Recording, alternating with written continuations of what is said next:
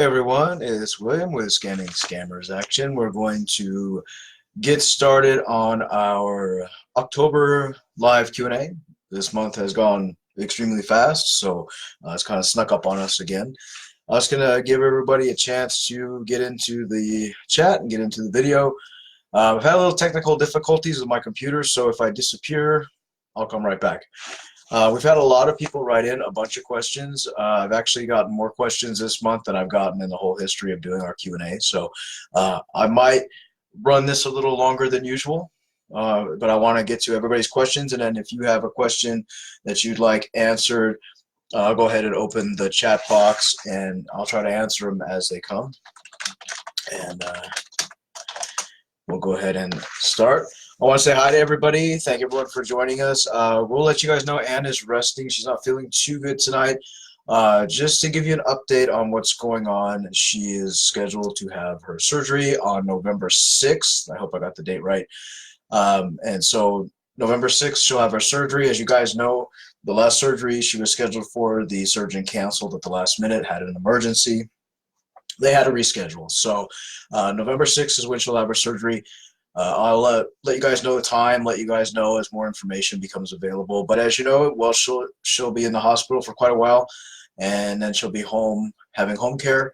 I'll still be taking care of the page while she's gone, and answering the inbox and things like that. Just keep in mind that I do work a full-time job. So if you do write to our inbox and it takes me 10 hours to get back to you, don't worry, I will get back to you. But as I said again, November 6th is the date of her surgery, and so I appreciate all your thoughts and prayers. She really appreciates it, and hopefully maybe she'll join us tonight for the Q&A, but as I said, she's not feeling too well, so she was resting as of an hour ago. So. All right, hi everybody, thanks for coming in. I appreciate you guys being part of the page and all you do for us as well as what we do for you guys. As I said, we've had a lot of questions. I actually got so many questions I had to print them out, and then I've got a second set of questions on the laptop. So I'm going to try to jump in here and get to a few things, and also I wanted to wish everybody in the States a happy Halloween, or wherever you celebrate Halloween. It's coming up really quickly, and yeah, the year's going fast. So. All right, we've had a lot of questions, so I'm going to try to get to them. And if, as I said, if you have a question that you'd like me to answer or you're concerned, just write it in the chat box and I'll try to answer them. Our chat box goes fairly quickly, so if I miss something and it's really important, just type it again and I'll try to answer. So I want to start with a couple questions we've had people write in with. The first one we have is from a lady who just recently found our page. And her question was, I recently met a man online through Facebook groups that I'm in. He said he's a widow, he has a young son. The group I'm in is a private group. So this man can't possibly be a scammer, can he?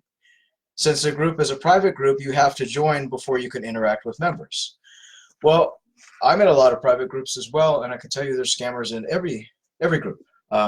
Just because a group is private, like I'll give you an example. I'm in a group that's a fan page of a certain TV show. It's a secret group, but there's still scammers in there. What happens is when you create a group, you can basically let anybody in you want, or you can deny them. And a lot of admins for these groups don't vet their people. They don't look and see if this person's a scammer or if this person's not. They just, oh, do you want to join? Okay. And so scammers join groups. We've had scammers that have joined groups that are support groups for parents that have children that have cancer. And these scammers join these groups. And they say, oh, yes, my child has cancer too. So unless the admin or owner of this group is really skilled and looking for fake profiles, or some of them don't even care who they let in, absolutely it can be a scammer.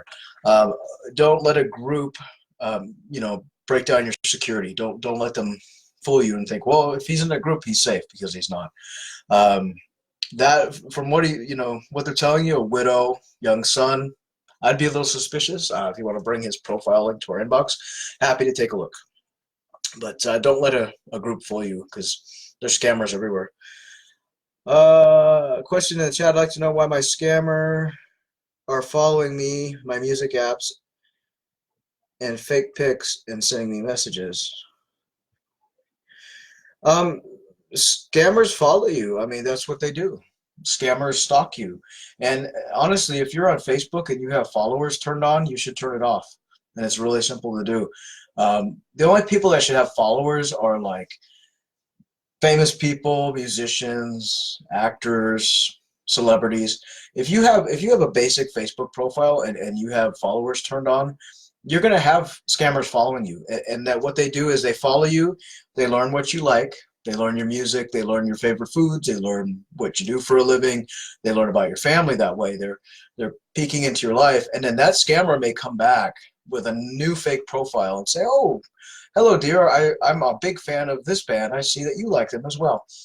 It's their way of spying on you. Um, and that's what they do. They follow you, they stalk you. A good scammer will stalk its prey. And so we have scammers that will, stalk a person for months and then create the perfect profile and say, "Oh dear, we have so much in common. We're soulmates." And that's why they do it. And no matter what social media network you're on, whether it be Facebook, Instagram, iTunes, Apple Music's, groups and different things, there's always scammers in them. So you have to be very vigilant and be very careful in what you post publicly. A lot of people don't realize they post their photos publicly, or they post their personal life public. And so every social network is different, and you need to check your settings and see what you have public and what you don't have public. So be very, very careful with that. And like I said, scammers stalk their victims, and that's what that scammer is doing. So, and as I said, touching back on pages, there's a lot of pages online that are public, like ours. Ours is a community page; it's public, but we check who likes the page. We check who's commenting. There's a lot of pages that are, and I don't want to name the names of the pages, but there's a lot of pages that are geared towards single women working and funny inspirational pages, and they're just chock full of scammers, and they're replying to people and writing on comments, and a good admin would boot them out. But a lot of these admins of pages, like let's say, if there's an inspirational page that has 1 million followers, there's no possible way they can get rid of every scammer that's commenting on there, because with our page having about 13,000 likes or 12,000 likes, it's nearly impossible for us to go through every comment, but we do.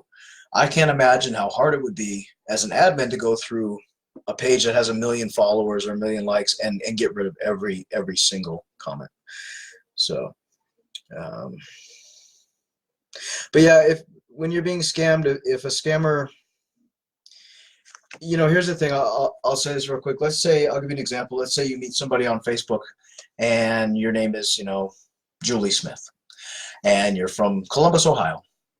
And you're talking to a scammer on Facebook. That scammer, if he's interested in you and he wants to find out about you, he'll take your name, the city you live in, and basic information you've told him, and he'll go into search in Google, and he'll try to find all your information. That's why a lot of times scammers too ask for your email address, because they'll check your email address and see, "Oh, she likes this band and she went to this concert. I'm going to like them too." So they do that. And a lot of times that's why they ask for email addresses too. They don't always want to email you. They want to find out what you like. And scammers do continue to follow and stalk victims. We've had a lot of reports of, my scammer is stalking me. They do. And if you've been scammed, sometimes scammers will come back and follow you and just remind you that they're still watching you. And it can be a little scary, but that's what they do, unfortunately. So the best thing you can do is protect yourself by, making sure that your information is not as public as far as photos and things like that. Next question we have. I had a man I was talking to online. He didn't ever ask me for any money. He said he was working out of the country in Malaysia on business. He said his young son was with his nanny. They're always with the nanny in the States. But since he was in Malaysia, his phone was not working. He asked me to call the nanny to check on his son for him. I called the number, but it was a weird code. It was *72, then a regular phone number. He said to dial it that way so it goes directly to the nanny's office phone. What's that about? When I called, someone picked up and then just hung up. So do you guys know what *72, at least in the States, I don't know about other countries, but at least in the United States, what *72 does? This is a huge scam. So if you're talking to somebody online and they say, "Could you do me a favor and call this number for me and check this for me," whether it be to check on their kid or to check on a business proposal, whatever. So *72, when you dial it, and then you dial the phone number, no matter what number it is. All it does is transfer all calls that would come to your cell phone, and it transfers them to the number the caller has given. So basically, you're giving permission for a scammer to take over your phone. So what happens is you call star 72 and then call phone number. Basically, that's giving permission for all calls that would come to your cell phone to be forwarded to that number. So a scammer can have a Google Voice number and tell you, dear, call star 72 and this phone number and check on something for me. And you do it. You're thinking, okay, what that's doing is giving permission for the scammer to, get into your phone and use your phone as a vessel to accept incoming calls. And a lot of times what they'll do is they'll give out your number to other scammers, and you'll get a big bill at the end of the month for all these international calls. They'll use your phone number, like I said, like a vessel to call other victims. So a lot of times we'll have people say to us, he gave me a California phone number and I called it, and it goes right to a Verizon phone. It doesn't go to a Google Voice. Well, it could possibly be that scammer is using someone else's phone as a vessel to take incoming calls, and you wouldn't know. You would have no idea, because all your calls are just automatically being forwarded, and that's kind of what they do. So if you have somebody that's saying call star 72 and then call this number, don't do it. It's a scam. And I don't know about, like I said, in Europe and other countries, but at least in the United States, that's what it does. So don't do that. Brenda has a question. What happens when you have been ghosted for 2 months? If you know it's a scammer, it could be a couple of things. I've had scammers talk to my fake old lady profile and they disappear for 2-3 months and come back and go, hello, dear.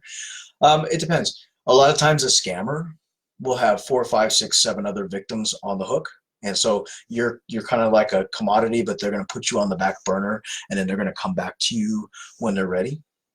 So that could be what they do. And then also, if you've been talking to them for a long time and they all of a sudden disappear, it could be a setup for a crisis. They could disappear for 2 months and say, oh, I was in a robbery and I was on life support and now I'm better, but I need money and my young son and blah, blah, blah. So there's a lot of reasons. Like I said, if you're talking to a fake profile and they ghost you, they disappear, like I said, they could be just, they've got a bigger fish on the hook that they're getting bigger money from, and they're going to come back to you later, or they just dropped you and said, well, she's not going to pay. I got this other lady that's going to pay me more. And if it's somebody that you don't know was fake or not, I mean, people ghost people all the time on the internet and on dating sites, so it could be just somebody that just didn't want to continue. But that's usually what they do. They disappear and come back they have a crisis, or they have more money they're getting from a victim. So something we wanted to be brought up, and this is happening a lot lately. You guys watch the news, you see what's going on in Syria. There's a lot of, in the whole Middle East, but there's a lot of crisis going on in Syria right now. And ISIS terrorists, have been killed, and all these big news heavy things are happening in Syria. What's been happening, we've had several people bring us some profiles. Scammers are actually setting up profiles of fake Syrian refugees, and they're showing a photo of say a Syrian refugee that's filthy dirty and has no clothes, no shoes, and they're carrying their child. And scammers are setting up these fake profiles to look like Syrian refugees, and they're asking people, oh, I need money, I need money transferred to an agent, I need shoes and clothes, can you get me an Amazon gift card? Keep in mind, for the most part, real Syrian refugees, any real refugee is not going to create a Facebook profile and show themselves in despair and ask you for iTunes cards, ask you for bank information. It doesn't work that way. And a lot of Syrian refugees are not. The first thing a Syrian refugee is thinking is not, I should go on Facebook and create a profile. It's a different thing that they would be doing. They wouldn't be online. So keep in mind, if you're talking to somebody and they send you a message and say, I'm a Syrian refugee and I need money, can you do this, do that? It's likely a scammer. And sadly, the people of Syria are suffering, but if you want to help them in a good way, help with the Red Cross or some other organization, but don't send money to some random stranger on Facebook that says they're a Syrian refugee. Julie, how do you find out who has viewed your profile? As far as on Facebook, there's no real way to to see who's viewed your profile. You know, years ago when we had MySpace, you used to have a thing called the MySpace viewer, and it would tell you who viewed your profile. With Facebook, there is no real way. That's why it's important to keep your profile locked down, to keep it private, because you don't know who's looking at your profile. You don't know who's investigating you or who's stalking you or any of that. So the best thing you can do is keep it locked down. I know sites like Tagged and Badoo, sometimes they'll say so-and-so has viewed you. Those, yeah, but Facebook and Instagram and stuff, there's really no way to tell who's looking at your profile. Charlotte, the last YouTube video you did about package mules, I realized as I watched the video I was a package mule for about a year and didn't know. I'm so embarrassed. Why couldn't I see it? I'm glad I didn't get in trouble for it. You know what? It happens a lot. I've actually known people that have been unknown package mules. Sometimes we think of scams and we think of they want money. And we have to get out of that closed way of thinking that they just want money, because they don't. A lot of scammers want, you know, you to be a package mule. A lot of scammers will want to send you money. They want you to cash checks for them. So, you know, it's just a matter of knowing what to look out for and knowing that not all scammers want you to send money or send iTunes cards. And it's very easy to become a package mule, especially with job sites and things like that. So you're not alone on that one. Julie, why do scammers always have another person pick up money if you send it? Because most of the time, you know, you're talking to Bob Smith on Facebook. You're not talking to Bob Smith on Facebook. You're talking to somebody with a totally different name. And so what they do is they'll use, they don't want you to know who they really are. So they'll use another victim, and they'll say, hey, can you send it to my Aunt Linda in Florida? And they'll do it. And Aunt Linda is actually another victim. So scammers, it's very rare that they want you to know who they are. It's very rare that they use their own name. So if you're talking to Bob Smith and they say, could you send it to the agent Michael Oyuel in Lagos? They won't use their real names. So they use mules. It makes it harder for law enforcement to track them, makes it harder for us to know who they are. We've had victims come to us and say, well, I sent money to 5 different people in 5 different states in the United States. And I'll say, well, they were all mules. They're not the scammer. And a lot of times it won't be. It'll be a person like yourself. Just, oh, I accepted money. So that's what they do. They make it harder to track. Scammers are smart that way. Not all of them use their real name to pick up the money. And actually, in a lot of places like Nigeria and Ghana now, with what's going on with Western Union, they're making it harder for them to even legitimately pick up money from actual family and friends. They're making it very difficult, and that's what they do. They're kind of cracking down on the wiring of money as it is, and so they're using money mules. They're using people in the States, and then they'll filter the money around to different bank accounts and stuff. Next question we have, and as I said earlier today, we've had a lot of questions. There's more than we've had in a long time. I've been talking with this military guy online. We met through the site Badoo. Badoo is full of scammers, by the way. And he has not asked me for anything. No money, no bank details, no gift cards, none of the red flags. He told me he's divorced with a child and that he's afraid to love again because he had met a woman online last year and she scammed him for lots and lots of money. And it's hard for him to trust.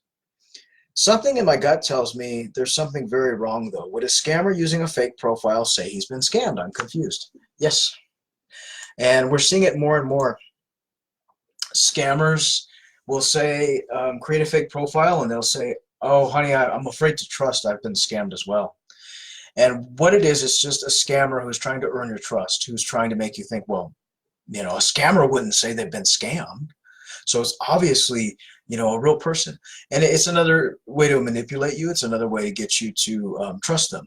So if you're talking to somebody online and, you know, they say, oh, I've been scammed too, see it kind of as a red flag, because generally people who have been scammed, and this is not everybody, but generally, they're not going to come out right away and say, I've been scammed. Because it's kind of more of an embarrassing thing. You know, and a lot of victims that we've talked to, they're like, I'm so embarrassed, I don't want anybody to know. So it's the same way. A real person isn't going to come up to you the first 5 minutes you meet them and say, I'm a widow and I've been scammed. Those are like two things, widow and being a scam victim, that they're not going to come forth with right away. And so if you're talking to somebody online and they're telling you, I've been scammed, I lost $100,000. it's likely you're talking to a scammer who's trying to earn your trust, and especially if it's somebody in the military, because as we've said before, military guys are not sitting around on Badu looking for someone to talk to. Julie, how often does the FBI investigate scams that are reported to them? It's a good question. A lot of times they don't. The majority of the time, the FBI IC3 will file a report for you, and you'll fill out that form on IC3, and they'll say thank you, and they may even give you a number, case number. Most of the time they don't, and the reason being there's a couple reasons for it, and it's basically has to do with jurisdiction. The FBI cannot go over to a little neighborhood in Ghana and arrest a scammer who stole $1,000 from you, because for one, $1,000 is not enough money for them to spend the manpower, the airline tickets, the court costs, the red tape in dealing with a country that is corrupt in their judicial system, that is corrupt in their police system, to sit there and go after a scammer. So a lot of times they file these reports at IC3 and they keep them in a little, little folder, let's say it that way. And at the end of the year, they come out with statistics and they say 85% of people in the UK have sent money over $500 to scammers, or 70% of people in the United States have sent money to scammers. They use it as a statistic. They use it as a graph, and so that's pretty much what they do with it. Now, if you've lost millions and millions and millions of dollars, and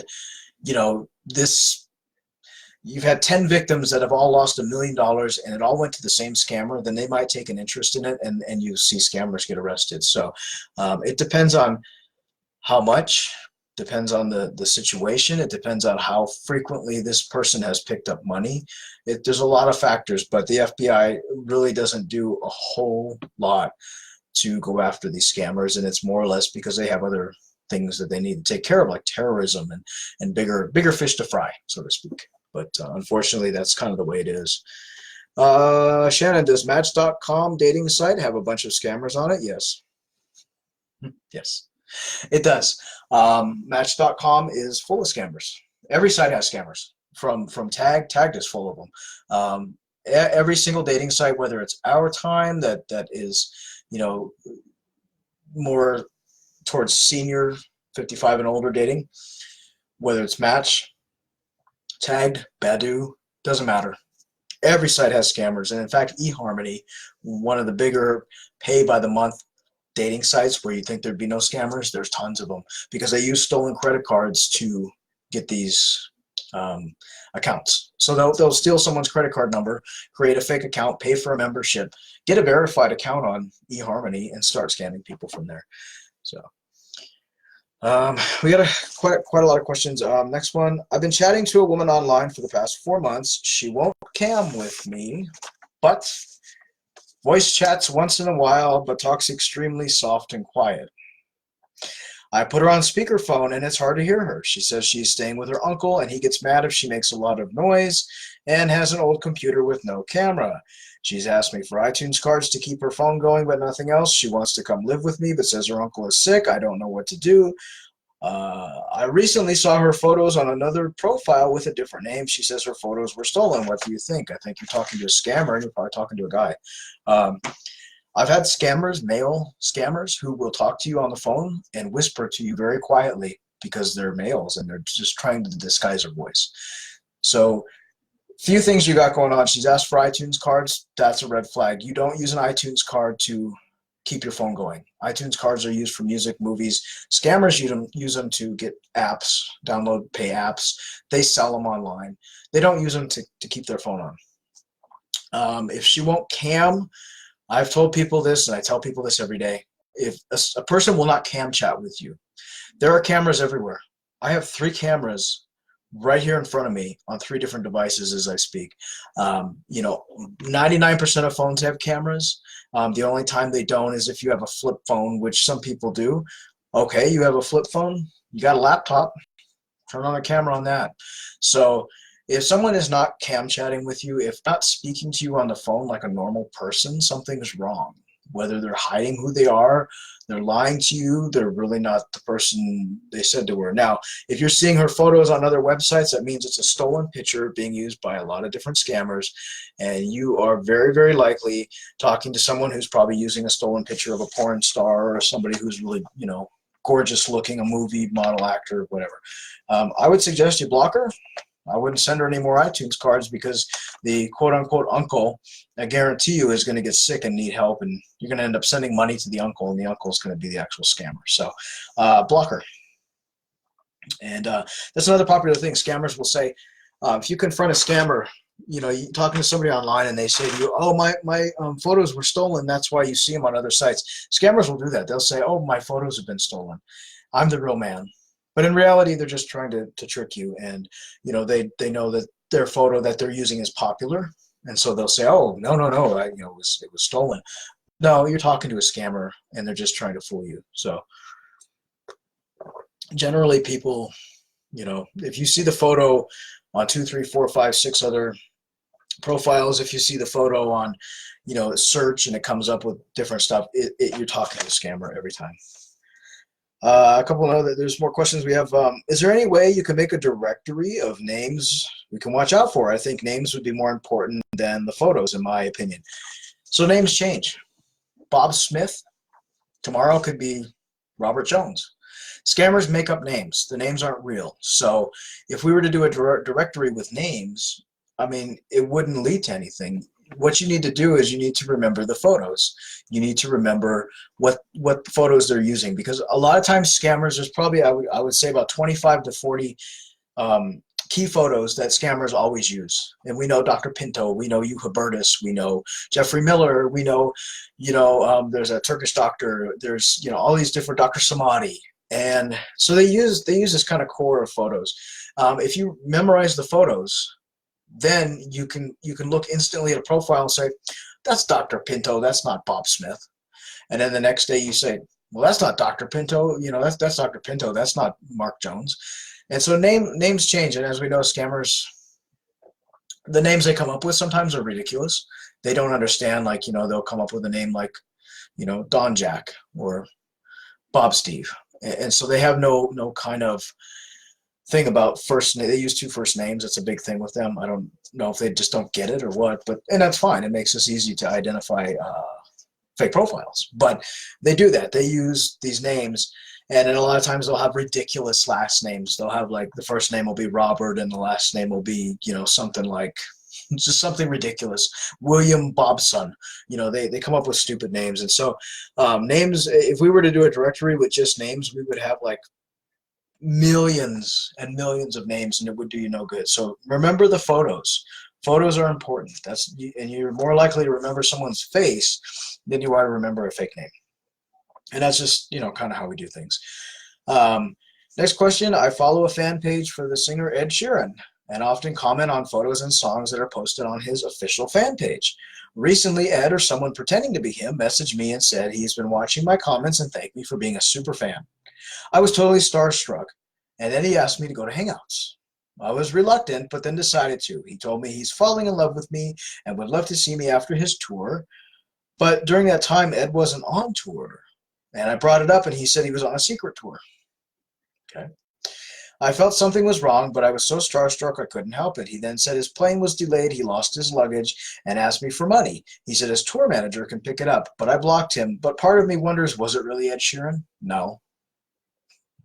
Scammers are using celebrities.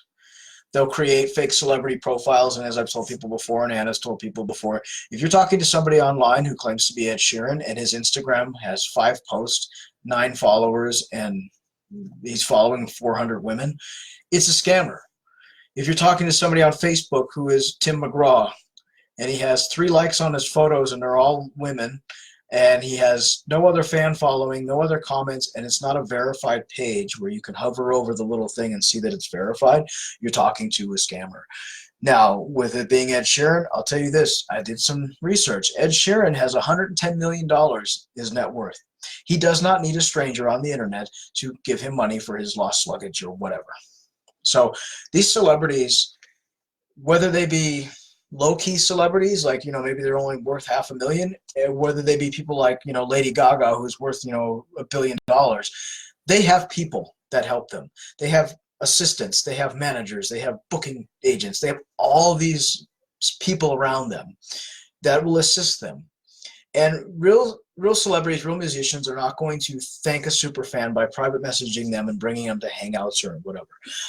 A lot of us, get into this wonderful notion that we would fall in love with our favorite singer.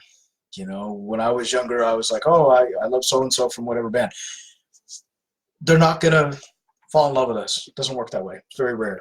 And they're certainly not going to do it through social media and message you at random and then ask you for things. So you did right by blocking. It wasn't Ed Sheeran. It was probably Michael Ooga Bonga from wherever. So just remember that. Next question. I was in an online relationship with a man I met through Dice Yahtzee game on an online game page where you play with people around the world, various board games, and you have to create a username. We started chatting and he met me nightly for the game like clockwork. We played and chatted for months before he asked for my phone number. I gave it to him because we clicked. His username was unique, so I put it through Google search and came up with a bunch of dating profiles with that name, his photo, and different information. When I confronted him, he said that they were old profiles friends of his created as a joke to force him to date after his wife died. He never called me, and I stopped playing online with him and blocked his username on the gaming site. But since then, I've been getting tons of phone calls from weird numbers unknown to me. Also, international numbers. Would this be related to the person? Sometimes I pick up the calls and they hang up or simply say they found my number on a dating page. Help, what do I do? What is happening? So what basically happened is you were talking to a scammer. You gave them your phone number. Scammers, once they obtain your phone number, a lot of times they give it to other scammers, or they even post it in groups that are run by scammers, and they say, this is Beth over here. She'll talk to you. Here's her number. And so what happens is your number, it's the equivalent of having your phone number posted on a bedroom wall or a bathroom wall. They will constantly call you. They'll constantly bother you, and that's kind of what's happening, and scammers share your information. So with that being said, the best thing you can do, I would change my phone number, because they're going to keep calling. They're going to keep harassing you. They're going to keep bothering you, and that's unfortunately what they do. So the best thing you can do is just change your phone number, or you can continue blocking, but unfortunately, you'll have phone numbers from 10 different area codes. They'll just keep calling you and keep calling you. So just keep that in mind. The best thing you can do is to change your number, and don't give your number out to people. I always tell that. People say, oh, I gave my phone number out. Don't do that. We live in a world where we can go ahead and say, you know what, I'm not going to give you my phone number, but we can voice chat, we can video chat online, and that's the best thing to do before giving your personal information out. So just remember that. My chat box is kind of slowed down. I don't know if it's frozen or not, so if you guys are writing, I can't see anything. We have a few more questions I need to address. Someone asked a really great question. She's one of our page friends. So this is interesting. Her question is, sometimes I've seen on the news some fraudsters online and romance scammers have been arrested and convicted in Nigeria. I think these criminals got caught because U.S. authorities and Facebook involved in the investigation process. How come U.S. law enforcement just pay attention to some but not all cases? Obviously, they don't make internet crime their priority, even though every year billions are lost to scammers in African countries. These criminals got away with it because they live in a different country. The U.S. government doesn't have any strategy or foreign policy to fight the crime to protect their citizens. Every day, people get scammed because of these con men. Information on the internet and TV is not enough. It's sad and helpless. You're absolutely right. And here's the thing. The U.S. government is not fighting cybercrime. They do to an extent. The reason why certain scammers get arrested. So let's look at, recently in the news you had people that were scam victims, and they had 80 Nigerians arrested. They were probably doing some big time big time wire fraud, millions and millions of dollars, and they had, tons of victims. And so the government took an interest in that because some of them were living in the States, some of them were filtering money back to Nigeria. And that's a big case. That's a big case where they can take an interest in it because financially it's worth it for them to get into that and see what's going on and arrest all these scammers because they were living in the US. As far as any policies, you know what? I think what it comes down to is money. What it comes down to is, okay, you have a scammer who took $1,000 from three different women online. The government's not going to waste their time on that. There is no real policy for going after them. There's corruption in other countries. There's corruption in Nigeria. There's a lot of factors why the U.S. can't go after these scammers. I've heard people say to me, why doesn't the government go after them? Well, they don't have a jurisdiction. Your police cannot go to Nigeria and arrest a scammer. We've given information to scammers or to victims of scamming to the FBI, and they've said thank you, and then that's it. I mean, I actually, one time there was an incident, this was a few years ago, where a woman was scammed for like $5 million. And all the bank transfers led to this scammer. We knew who he was. We had his address, his phone number. He was bragging about it. We sent it all to the FBI. I actually sent it to a local field office in Portland. And I talked to somebody at the FBI. I actually called them. I pursued this because this lady had lost a lot of money. And they told me, well, thank you. There's not much we can do. We'll contact her, file a case. They can do very little. And the problem with our government right now is, and if you don't live in the States, maybe a lot of you guys don't know that if you don't live here, there's so many problems with our government right now that we can't even help get certain things done that normally should be done. Our government's fighting. Our government's divided. People are divided in this country right now. So the last thing the government right now is interested in is cyber fraud.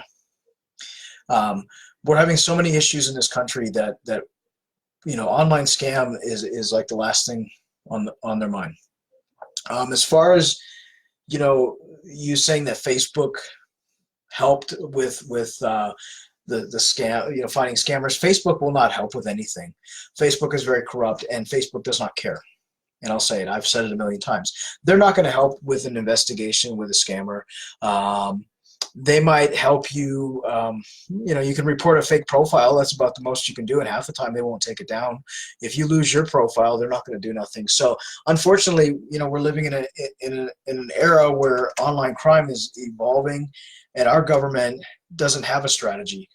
They don't have a policy. They tell people, don't do that, don't send money, and that's pretty much what they're doing. That's their policy, is to educate at the bare minimum. And at the end of the day, you're your own person. If you decide to send money, that's on you. I wish they would do more. I wish there was more of an agency that works just dealing with this kind of cybercrime. And unfortunately, I think, money and time and politics are going to prevent that from happening. But like I said, they go after the bigger fish. They'll go after a scammer who's getting $1 billion a year. But they're not going to go after the 21-year-old kid who took $2,000 from two different victims. They're not. They just don't. And it's unfortunate, but that's the way it is. And as I said, a lot of it is red tape. A lot of it is, we can't go to Nigeria and arrest their people. It just doesn't work that way. The only time you see, law enforcement go to other countries is if, you got human trafficking and you've got things that are really, really bad happening. Then yeah, they might go over there. But for a few $1,000s in scamming, no. So we got a few more questions, and Julie asked a question: if you get detained at the airport, do you still get to use your cell phone, and how long can they detain someone? So we have this a lot. Scammers will say they've been detained. I will tell you this about myself: I've traveled all over the world. I've been to a lot of countries in my time, and I've never been detained. I've been stopped by airport security. They let you use your phone, and if let's just argue about this. Let's say you go through the airport and you're carrying drugs and you get stopped and you get caught. They don't take your phone away. They don't take all these things away and throw you in a cell and only allow you to message on WhatsApp. You get to make phone calls. You'll be given the chance to make a phone call to your family, your loved ones, whatever. It depends on what they're saying they've been detained for. if you're a drug dealer or something and you're carrying drugs across the country, well, then you're going to jail.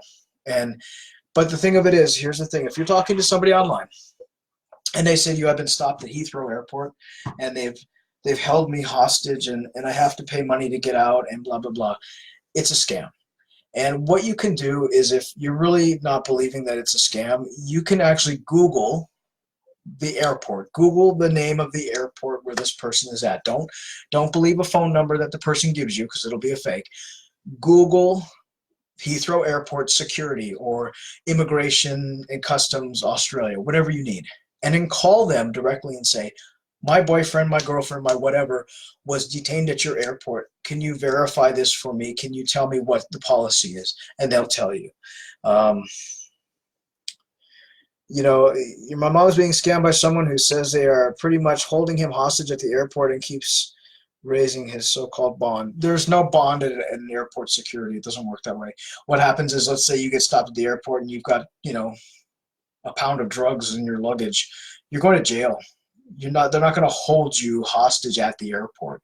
In fact, I've flown over Australia many times, and I was actually behind a gentleman who had drugs on him at the airport, and he got stopped and he got thrown to the ground. He got thrown into a room, and within half an hour of me getting through airport security, he was already being taken away by the federal police. They don't hold you hostage at an airport. So if your mom's talking to somebody that's telling her that, she's talking to a scammer. And there's no such thing as a bond. There's no such thing as pay off the authorities. There's no such thing as a tax or anything like that. She's definitely being scammed, and she needs to block the guy because it's a scammer. If you want to come in the inbox, if you have any information about this person, I'm happy to look at it and see what's going on. But it's a scam, and that's a lot of scammers will say that. They'll say they've been held hostage at the airport or for not paying a tax, or they found drugs, that kind of thing. It's a scam. Next question we have, this comes from a gentleman that he's a page regular, and we appreciate him. He writes in every month some interesting questions. When a scammer finishes with their victim, what is their way of breaking the relationship? A lot of different ways. They could just block you. They got money from you, boom, blocked, gone. And they may delete their profile and then just come back as somebody else. That's usually the classic way. They just block you. They just erase you like you didn't even exist. They throw you away. The next way they might do it, they might manipulate you and start questioning your loyalty. They might accuse you of cheating. They might start a fight. And so they'll say, well, you cheated on me. I think you're cheating. I think you're lying. There's something wrong. And they'll start a fight with you, and they'll say, I can't trust you anymore, and they storm off. That's another way they do it. I've had scammers that have died. Their character died. So they'll come and they'll message as the son, the daughter, the uncle, the police, and say, I'm sorry, Bob Smith, he was killed in an accident, and that's it. And then they end it. There's a lot of different ways. That's like 3 of the most popular ones. And thank you for people that asked about my mug. It is the Golden Girls. So that's the most popular. That's pretty much what they do. And you're welcome, Julie. If you need help, come in the inbox. We'll take a look. Next question. When a scammer calls, why is it very late in the evening? What is the purpose of this practice? That's a great question. So we always make memes, and I've done a few videos about this. When a scammer calls you at 3 a.m. When I chat to scammers as the country lady, I usually do it between midnight and 4 a.m. The reason being, when it's 4 a.m. in America, in say California, it's the middle of the day in Nigeria. So that's a good red flag. If you're talking to somebody who says they're from Texas, and they only call you at 3 o'clock in the morning, and you hear roosters in the background when you're on the phone with them, it's a good indication you're talking to a scammer. So basically, the main reason for doing it, it's the time zone. You have scammers that are up in the mornings. You have scammers that, when it's their morning or afternoon, it's our middle of the night. Also, and people get upset when I say this, you have scammers that are kids. So you have a scammer who will talk to you at 2 o'clock in the morning because it's 7 a.m. in Nigeria or wherever, and then they won't talk to you again until 8, 9, 10 hours later. They're in school. And so we have a lot of scammers that are 12, 13, 14-year-old Nigerian kids who are talking to grown women, men, and they say, "Oh, I've got to go, dear. I've got a patrol, or I've got to go. I've got a business meeting." The truth of the matter is, they got to go to school, and so that's why they do it. If you're talking to somebody and they say they're from America and they only call you late in the middle of the night, something's very, very, very wrong. I mean, I work a lot of different shifts, and I worked the graveyard, and I basically live the opposite of what people do. But the majority of people um, operate in the daytime. So keep that in mind if you're talking to somebody online and they're only calling you in the middle of the night, something's wrong. How do elderly people get conned into providing bank account numbers to launder? It's quite easy. I mean, there's a couple ways, and a scammer might call. I'll give you an example. I used to work in a place where it was a retirement home for elderly people, and everybody had a room number, but they had the same phone number. So it was like, 555-1234, 1235, 1236, and it would call every room. Scammers will sometimes go right down the line and call these facilities, and they'll say things like, the IRS needs your bank information. And so they give it to them and they say, "Oh, do you do online banking? The IRS needs your password." And they, a lot of elderly people don't know, and so they give it. And then the scammer just uses your bank account as a vessel. They log in and out of your bank account just like you would, and they filter money. It's very easy to trick elderly people, especially those who are not well versed in technology and how things work. A lot of times too, it's dating sites. We've had a lot of people on Our Time. I've had victims that are in their 70s and 80s who are on Our Time just looking for companionship and friends, and they meet someone online, and the person, says to them, "Oh, dear, let me help you with your banking, or let me help you." You'll have an elderly person who say, "I can't get into my online bank, and my son's not here to help me." "Oh, I'll help you, dear." And so that's how they do it. Another thing is, and I hate to say it, and it's very sad, scammers will target elderly people who are on fixed incomes, both in social media and just on the phone. And so you have, let's say, an elderly lady who is living on $800 a month. Her rent is $600, and she's broke every month, and she can't afford a lot of stuff. "Oh, dear, let me help you. Give me your bank information, and I'll put some money in your account." And so they get the account number, and they start using it. There's a lot of ways that they do it, and unfortunately it just, I hate to say it, and I'm very vigilant about caring about elderly people and getting scammed, because that's kind of a thing with me. They use all kinds of tactics, and they also know that a lot of elderly people, as I said, they're not well versed in technology, so they will give up that information. Or when when they call as the IRS, as Social Security, a person that's in their 80s might say, oh gosh, let me get you that information. I don't want to upset the government, So that's how they do it, and it's really sick how they operate. I used to talk to a guy who claimed to be detained at an airport for having gold on him, and he had a CID call my phone. He had a scammer. It was a scammer who calls you. Scammers always call us the authorities. It's definitely a red flag, and people. It's funny. A lot of people haven't traveled. I mean, there's a lot of people in the United States that haven't traveled abroad, and so scammers kind of hone in on that. Especially, and here's the thing: if you're talking to someone online and they say to you, "Have you traveled far, dear? Have you been to other countries?" They're feeling you out to see if you have, and if you say, "Oh no, I've never left my town," they're going to use that in the future, and they're going to say, "Oh, I've been detained at the airport in the UK, and this is how they do things here, and I need money." And they'll know that you don't know any better because you haven't traveled. And so that's one red flag to look out for. But just keep in mind, as I said, with airports, they don't hold people hostage at the airport and then have you. I mean, they're not going to hold you hostage at the airport and let you get on Facebook or WhatsApp and message people. It doesn't work that way. Especially if they've been doing something illegal. They're not going to let them, message strangers on Facebook. So next question. Why don't companies who were used by scammers prosecute the scammers for trademark violations? There's no way they can do it. Like we see scammers who make fake Chase bank accounts.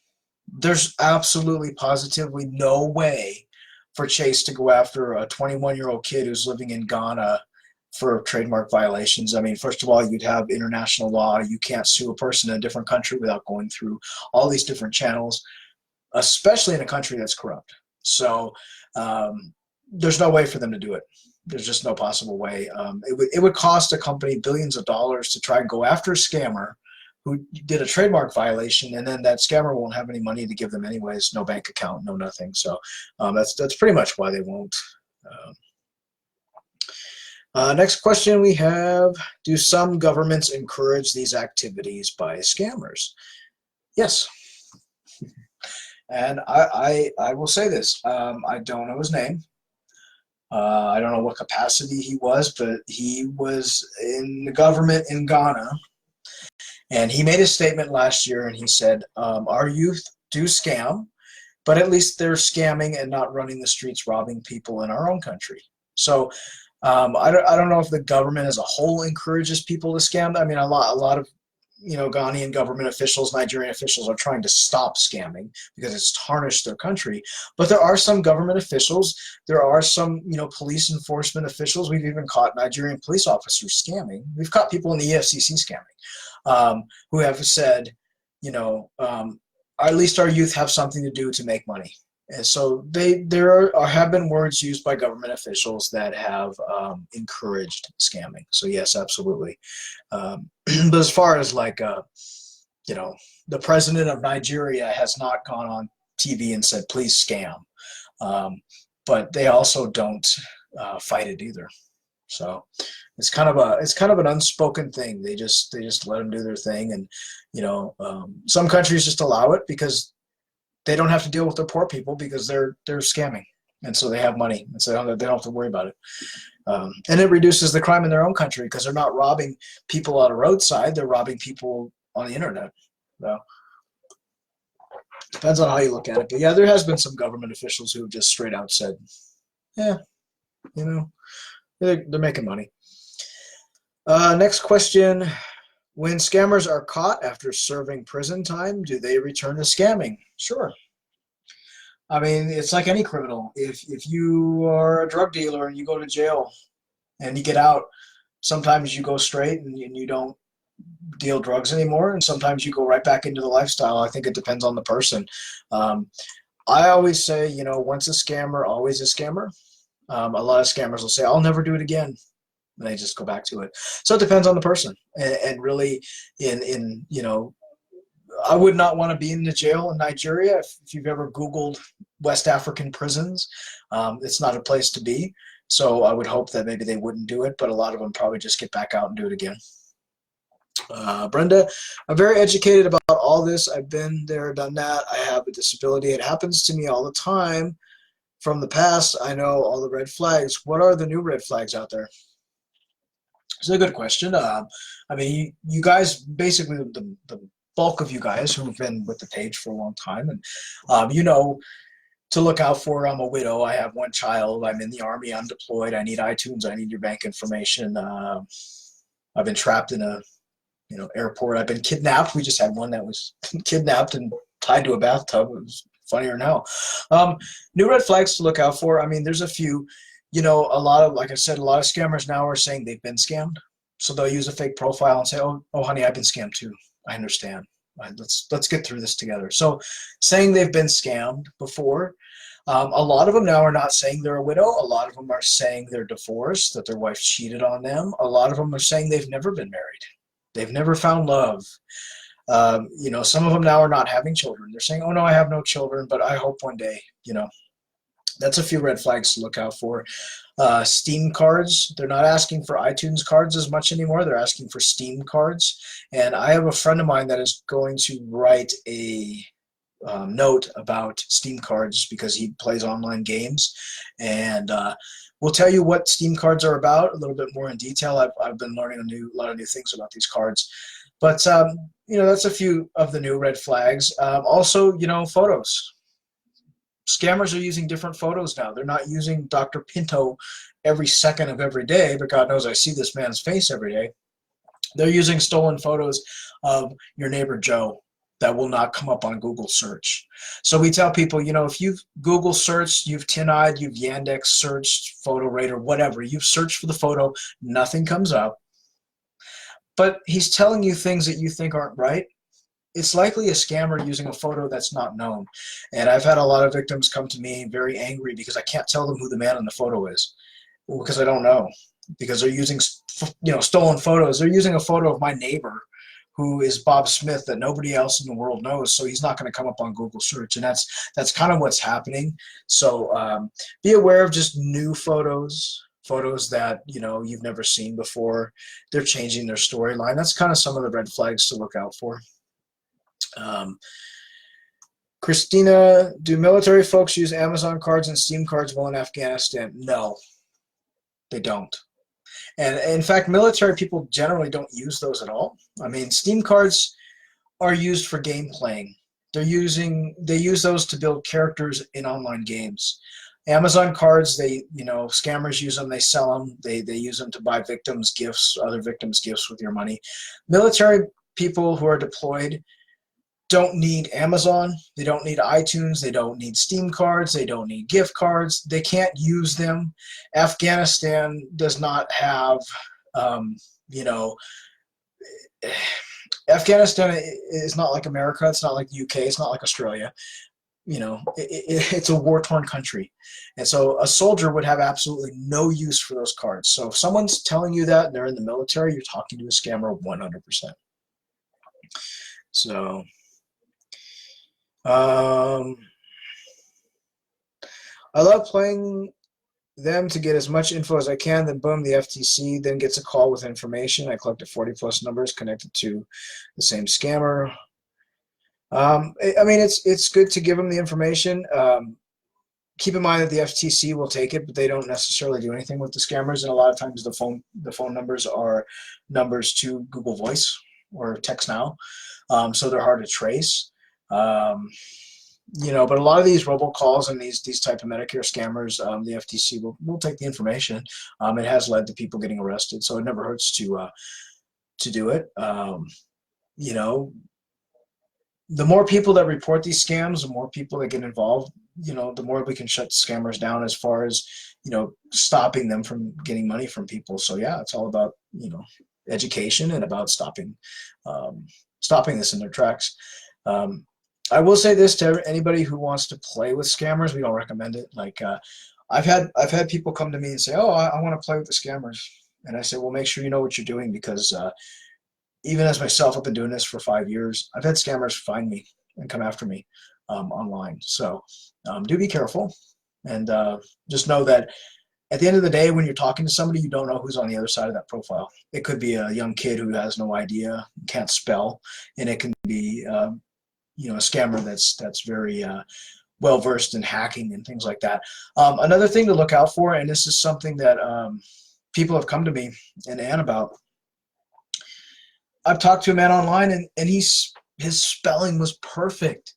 He knew about everything in America. He didn't say "am from the state." He didn't say, I'm this and that. Scammers are smart. They're not all stupid. So we have this notion that scammers can't spell, they can't write, they can't Photoshop ahead, they can't do this. There are scammers who are college educated. There are scammers with doctorate degrees who can type and speak better English than me or you or anybody. So keep in mind, at the end of the day, it's not how well they spell or don't spell, it's what they're asking of you that matters.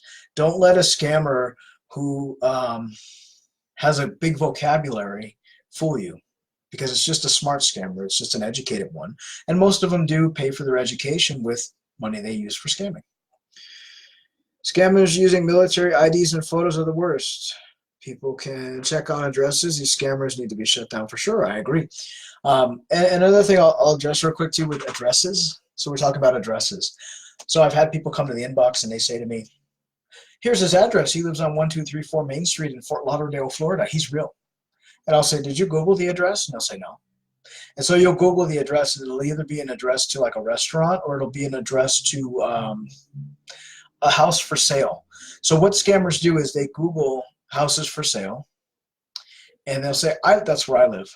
And so they'll give you that address, and it's just a way for them to build trust. Always Google the address. Always Google what they give you, because a lot of times you'll find it's a house for sale or a house for rent, an empty house. Another question. We got 2 more questions, and then I'll go to any questions you have in the chat, and then we'll kind of wrap this up. I've heard of a scam where they robocall victims, record the victim's voice. What is the reason for this? So robocalls are horrible. I get robocalls all day long. What they do is basically a scammer will call somebody if they can get your voice saying yes or I agree. They record that. And then what they do is they play that, they'll try to get into your accounts, or they'll try to do an automated call into your banking or your checking. And a lot of times legit credit card companies will say, do you agree? And it'll record your voice that says yes. So scammers will have that sound bite of your voice saying, yes, I agree, okay, no, or saying your name, Bob Smith.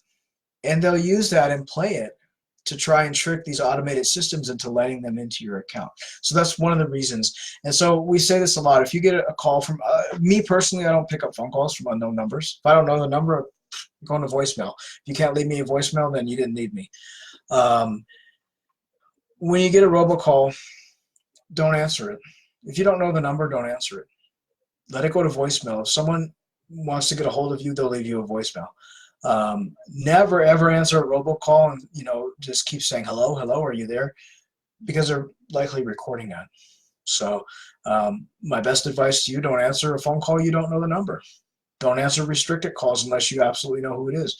Don't answer any of that. And people have asked me, what can you use to stop robocalls? There's a couple different free things in the Play Store, like Mr. Call Blocker or RoboKill. You can download them for free on your phone, and it'll block most of the robocalls. That's what I use, and I still get a couple in and out, but it happens. Bitcoin, a lot of them are into Bitcoin. Yes, Bitcoin, and I think it's called CoinMate. They want you to do online Bitcoins because they're untraceable virtually. So if you have a scammer saying, would you get me a Bitcoin, dear? Would you do this? It's a new way that scammers are getting money because, as I said, Western Union is a little bit more stricter now with people in Nigeria and Ghana picking up money. They have to kind of jump through hoops to get that money now. So Bitcoins are untraceable. They're tradable. They can trade them for anything, including cash. So that's basically what they use them for. Now, one more question to ask, and then I'll address a couple things. Can a scammer hack into a cell phone? If so, is there apps to prevent this from happening? A scammer can hack into anything if they're a good scammer. So we've had scammers that have used fake profiles to romance a victim and say, hey, do you have Verizon? I want to pay your bill for you. Give me your password. Okay. And so, people do it, and the scammers get into your bank account, they get into your Verizon account, and they order things, and they do all kinds of things. Yes, they can hack you. Some scammers are hackers. Some scammers are great at hacking. Some scammers deal in the dark web, and they hack, and they sell social security numbers. They do all kinds of stuff. There's no app to really stop someone from hacking you, but like if your phone and stuff, like my phone, I have an antivirus software like Norton or McAfee or any of those. As long as you have an antivirus software on your phone, and most people who have a phone, most of them, the antivirus software is free and it comes with your plan. So make sure you have an antivirus software on your phone. Make sure your passwords are protected. Don't ever give your password out to somebody for your Google account or Gmail or any of that stuff, because they can access your phone that way as well if you use Android. That's the best thing you can do. I mean, there's no app to stop a scammer from hacking you, but as I said, there's antivirus, and that's the best thing you can do. I'm getting calls from Tunisia. Are they scammers? If you don't know anyone in Tunisia, possibly. If you know someone from that country, then it might be okay. But there's scammers in Tunisia. There's scammers all over the world. So if you have no connection to that country and you don't know anybody from there, it's probably a scam. I wouldn't pick up the phone. That's my advice to you.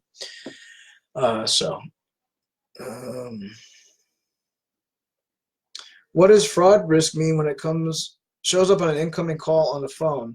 I don't pick up the phone, but I see this in certain incoming calls. Basically what that is, and it depends on what kind of phone you have and what kind of software you have. If you have something that comes up as fraud risk, that means it's probably a robocall. And so your phone software or app is picking up that number as a robocall, and that's just letting you know that it's a fraud risk. It's a risk for a robocall or a scam call, and those kind of calls, don't answer them. You know, just don't pick it up.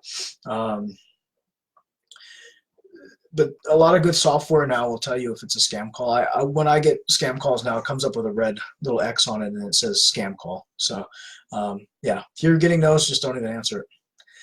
And Stephanie, if you have the numbers that are calling you from Tunisia, I'm happy to look at them. If you want to come to the inbox and drop them, I'll look at them for you.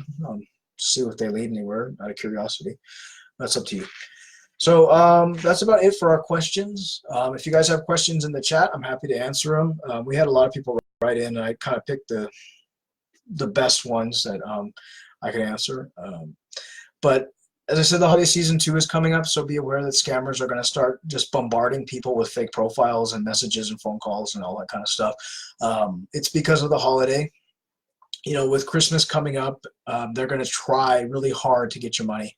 So be aware of that. This is the busiest time of year for us. I mean, our inbox, you know, in the summer we get 100 messages a day, and in the fall and the winter we get, you know, 200 a day because of scammers and fake profiles and things like that. So just be very vigilant this time of year leading up to Christmas. I've had scammers right until Christmas Eve try to get money. So don't fall for it, and also be sure that you know, we've had scammers that confess to victims, and victims go, well, they're poor, that's why they scam. And it's like, no, there are scammers who are poor, there are scammers who are suffering and don't have money, but there's a large majority of them who pretend, and a large majority of them who have more money than you and I will ever have. So keep that in mind. Don't fall for the sob stories. So I want to thank everyone for joining us tonight. As I said, if you have any questions, you can ask them now. If not, you can come to the inbox and I will answer them. So to recap, Anna's having surgery on November 6th. I hope I got the date right, otherwise I'll never hear the end of it.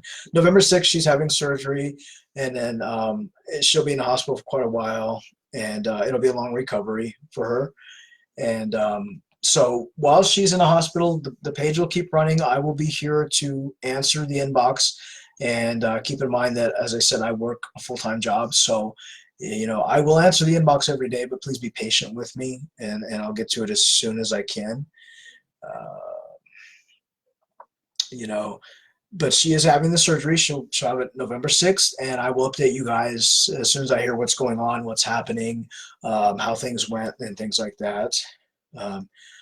I hope that you guys will keep her in your thoughts and prayers, and once she has a surgery, she'll be feeling a lot better. She's been really, really sick. She has been working the page. She's been on the page, but she's also very, very sick. So really appreciate you guys, you know, pulling together, being there for her during this time, and for both of us, really, because it's going to be a hard road ahead. But we will keep doing what we're doing. We will keep working the inbox. We'll keep answering emails. We'll keep answering things. And I've had a lot of you guys ask about the old lady, country lady chats. I haven't had any voice chats lately. I've been working nearly every day. I work 6 days a week now.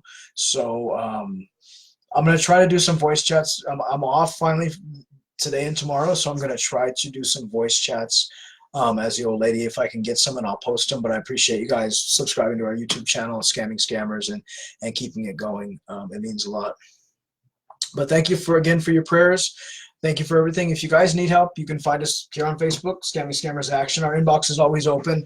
And as I said, keep in mind that I'll get to you as soon as I can. Once, you know, she's having her surgery, it might take me a few hours to get back to you, but I will answer you. And page will keep running as normal, and videos and all that good stuff. So thanks again. You guys are awesome for all you do, and a lot of you contribute to the page. You bring us profiles, you bring us articles, you bring us all kinds of cool stuff, and we really, really appreciate that. It helps us tremendously. Please don't ever feel like you're burdening us, because I've had a few people come in the inbox and say, I don't mean to burden you with this, but you're not a burden. We appreciate all of you guys, even some of you who just come in and say, you know, hello, hope you're having a good day, God bless. That means a lot to us. So thanks, everybody. If anyone has any questions, ask them now. Otherwise, I'll wrap this up, and we will be back the end of November. I want to try and do the Q&A before Thanksgiving in America, so probably look at the third week of November. We'll do our next Q&A, and I'll try to do one on YouTube in the next coming weeks. I just haven't had a lot of time, but I appreciate all of your thoughts and prayers and all your good stuff. So again, any questions, ask them now. Otherwise, our inbox is open, and we'll be here for you. I wanted to wish everybody a happy Halloween. I did not dress up as the old lady this year, but you know, she's going to be around. So, and thanks again for you guys for making this page what it is, and we love you guys, all of you guys. So, thank you so much. And as I said, I'll update you on Anne's surgery as I hear, you know, how she's doing. And again, it's November 6th. So, thoughts and prayers. Appreciate it.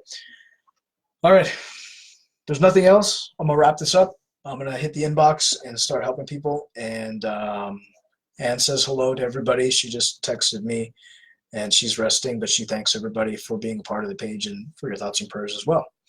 So we see you guys next month. See you guys in about 3 weeks. Otherwise, as I've said before, keep the money to yourself. Don't give it to scammers. And have a happy Halloween. And stay safe. We'll see you next month. Bye, everybody. Take care.